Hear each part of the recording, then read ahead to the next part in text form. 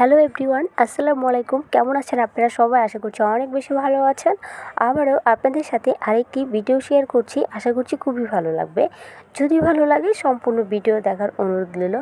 আজ তৈরি করব একদমই ঝামেলা ছাড়া মাত্র 10 মিনিটে এরকম মুখে লেগে থাকার মতো একটি পুডিং বা ডেজার্ট, যাই বলেন না কেন অসাধারণ ছিল খেতে। তো আমি আগে থেকে একটি প্যান চুলাতে বসিয়ে রেখেছিলাম। এখন এখানে আমি হাফ লিটারের মতো দুধ ঢেলে দিয়েছি। এখন এই দুধে দিয়ে দিচ্ছি কর্নফ্লাওয়ার। এখানে আমি চামচ ভর্তি করে 3 টেবিল চামচের মতো দিয়েছি কর্নফ্লাওয়ার। এখন এই কর্নফ্লাওয়ারটাকে দুধের সাথে খুব ভালো করে মিক্স করে নিচ্ছি। এই পর্যায়ে চুলাটা আমার বন্ধ করা আছে। এখন দিয়ে দিব চিনি।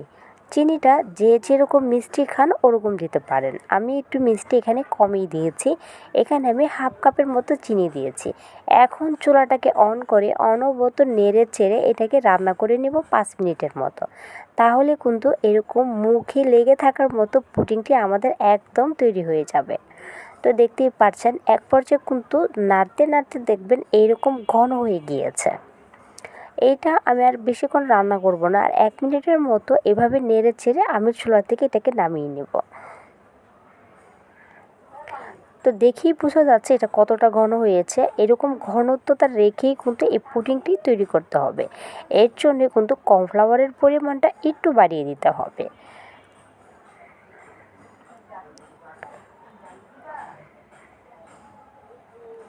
এখন আমি এটা চুলা থেকে নামিয়ে একটি সাইডে রেখে দিচ্ছি। যে পাত্রে সেট করবে পাত্রটা আমি একটু রেডি করে নিচ্ছি।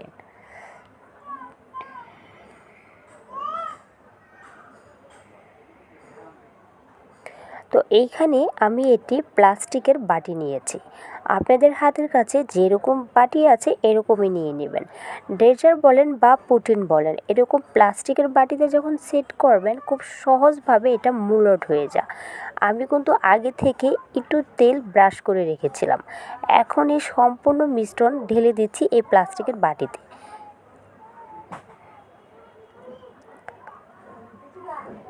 তো এইটা আমার ঢালা হয়ে গিয়েছে।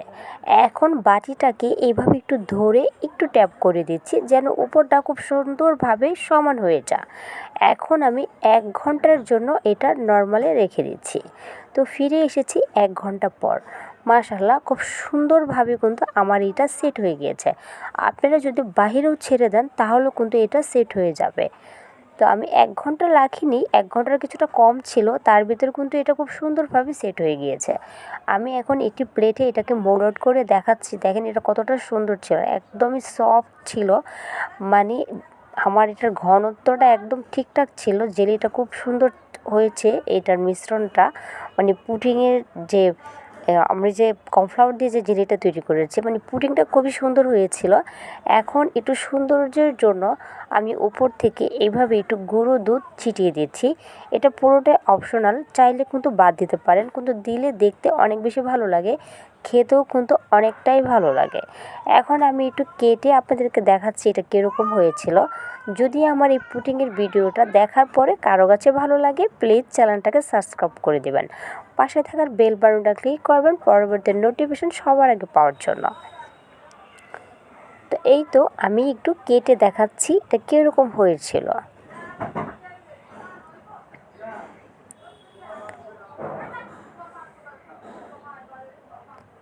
তো দেখতে পাচ্ছেন এটি আমি কেটে দেখাচ্ছি এটা কীরকম হয়েছিল। খুবই সুন্দর হয়েছিল আর খেতে অনেক বেশি মজাদার ছিল।